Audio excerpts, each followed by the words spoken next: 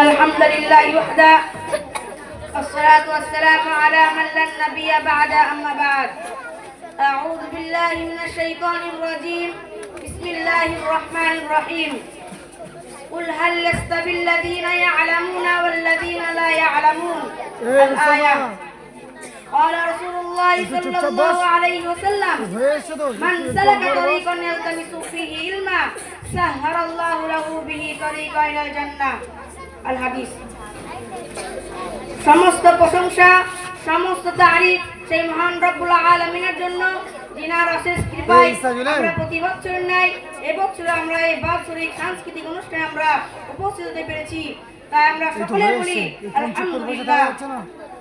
তারপরে পরে ধর্মের গুরু কর্মের সেরা আহমদ মুস্তাফা সাল্লাল্লাহু আলাইহি ওয়াসাল্লাম ওনার উপরে হাজার হাজার কোটি কোটি দরুদ ও সালাম বর্ষিত হোক তাই আমরা সকলে বলি আল্লাহুম্মা সাল্লি আলাইহি আল্লাহুম্মা বারিক আলাইহি।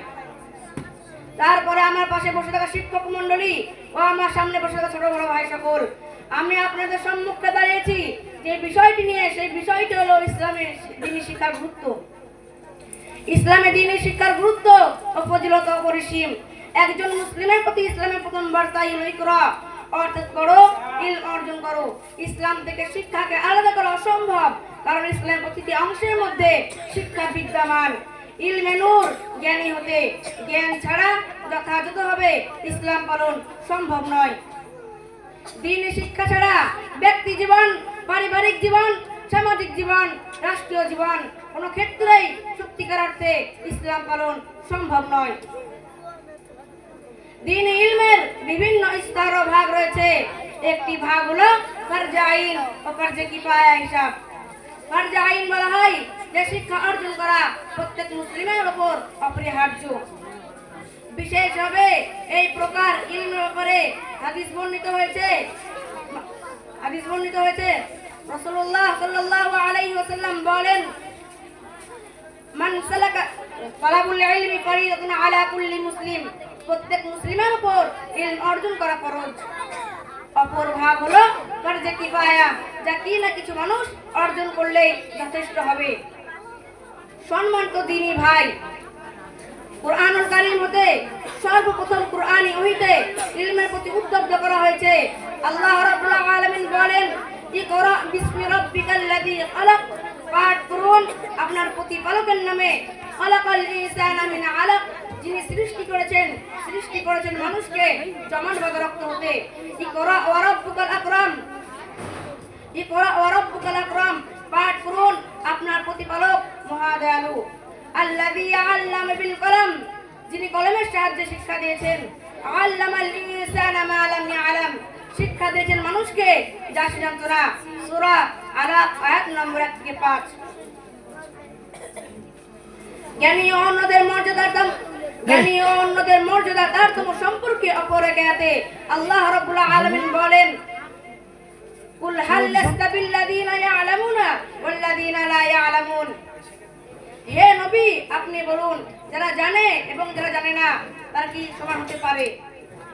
সূরা জুমআরা আয়াত নম্বর 9।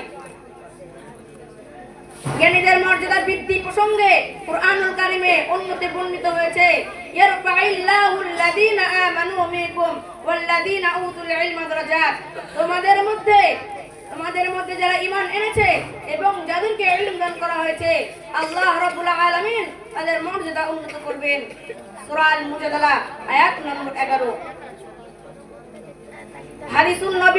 হাদিসুন নববী হতে রাসূল সাল্লাল্লাহু আলাইহি ওয়াসাল্লাম ইরশাদ করেছেন, মান ইউরিদিল্লাহু বিহি খায়রান ইফাক্কিহু ফিদ্দীন, আল্লাহ পাক যার কল্যাণ চান তাকে দ্বীনের সহি জ্ঞান দান করেন। অন্য হাদিসে রাসূল সাল্লাল্লাহু আলাইহি ওয়াসাল্লাম বলেন, মান সালাকা তরিকান ইয়ালতামিসু ফিহি ইলমা সাহহারাল্লাহু লাহু বিহি তরিকান ইলাল জান্নাহ, যে ব্যক্তি ইলম তলবের জন্য কোন পথ অবলম্বন করলো আল্লাহ রাব্বুল আলামিন তার বদৌলতে তার জন্য জান্নাতের পথ সহজ করে দিবেন। রাসূলুল্লাহ সাল্লাল্লাহু আলাইহি ওয়াসাল্লাম বলেন, খায়রুকুম মা তাআল্লামাল কুরআনা ওয়া আল্লাম, তোমাদের মধ্যে সর্বোত্তম ওই ব্যক্তি যে নিজে কুরআন মাজিদ শিক্ষা অর্জন করে অপরকে দেয়। সম্মানিত উপস্থিতি, আল্লাহ রাব্বুল আলামিনের প্রথম সৃষ্টি কলম ইলম অর্জনের মাধ্যম।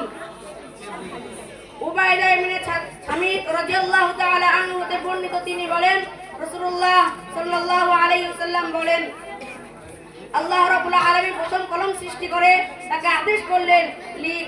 কলম বলল, কি লিখবো? তিনি বললেন, তাকদীর লিখ, যা হয়েছে এবং অনন্তকাল পর্যন্ত যা হবে সবকিছুই। সর্বপ্রথম কলম সৃষ্টি করে কারণে ইলমের গুরুত্ব ও ফজিলত প্রমাণিত হয়। এই লিখনের মাধ্যমে যুগ যুগ ধরে ইলম সংরক্ষণে আসছে। পরিশেষে আল্লাহ রাব্বুল আলামিনের কাছে দোয়া করি, আল্লাহ রাব্বুল আলামিন যেন আমাদের সকলকে দ্বীনি শিক্ষা অর্জন করার তৌফিক দান করুন। আখিরি দাওয়ানা আলহামদুলিল্লাহি রাব্বিল আলামিন। আসসালামু আলাইকুম ওয়া রাহমাতুল্লাহি ওয়া বারাকাতুহু।